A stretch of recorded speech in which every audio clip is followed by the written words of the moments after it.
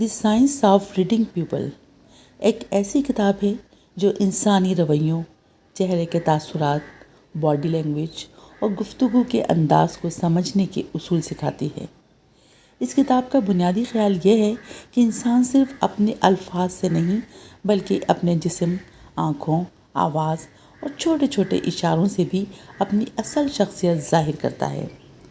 اگر کوئی شخص اپنے الفاظ کو کنٹرول میں کر لے تو اس کی باڈی لینگویج اکثر سچ بول دیتی ہے۔ کتاب میں بتایا گیا ہے کہ انسان کو سمجھنے کے لیے سب سے اہم چیز مشاہدہ ہے۔ جب آپ کسی کے چہرے کے تاثرات، آنکھوں کی حرکت، ہاتھوں کے اشارے اور بیٹھنے یا کھڑے ہونے کے انداز کو غور سے دیکھتے ہیں تو آپ اس کے جذبات، اس کی نیت کا اندازہ لگا سکتے ہیں۔ مثال کے طور پر اگر کوئی شخص بات کرتے وقت آنکھوں سے کم رابطہ رکھتا ہے یا بار بار ادھر ادھر دیکھتا ہے تو یہ غیر یقینی یا گھبراہٹ کی علامت ہے۔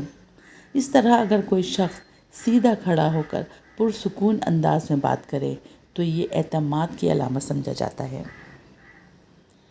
کتاب میں یہ بھی بتایا گیا ہے کہ چہرے کے تاثرات انسانی جذبات کی سب سے سچی زبان ہوتے ہیں۔ خوشی، غصہ، خوف، حیرت اور اداسی، یہ جذبات دنیا بھر میں تقریباً ایک جیسے انداز میں چہرے پر ظاہر ہوتے ہیں۔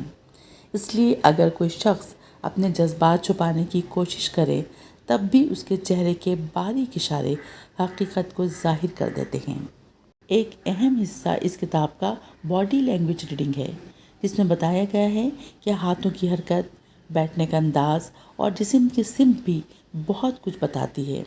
مثلاً اگر کوئی شخص گفتگو کے دوران اپنے بازو بند کر لے تو یہ دفاعی رویہ ہو سکتا ہے، جبکہ کھلے ہاتھ اور سیدھی جسمانی پوزیشن کھلے پن اور اعتماد کی نشانی سمجھی جاتی ہے۔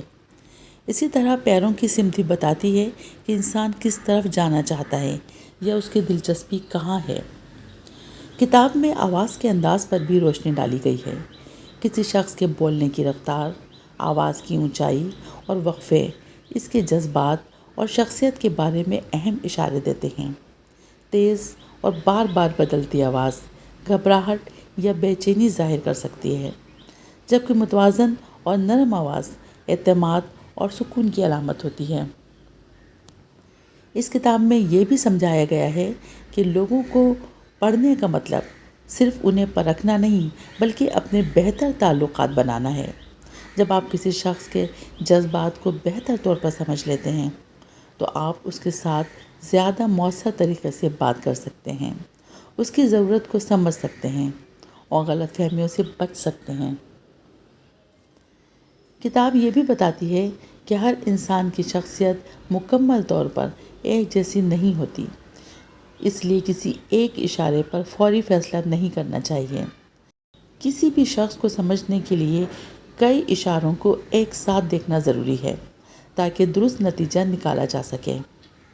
مثال کے طور پر صرف بازو بند ہونے سے یہ نتیجہ نہیں نکالنا چاہیے کہ انسان کچھ نگیٹیوٹی ہے اس کے اندر، بلکہ اس کے ساتھ چہرہ، آواز اور ماحول کو بھی دیکھنا ضروری ہے۔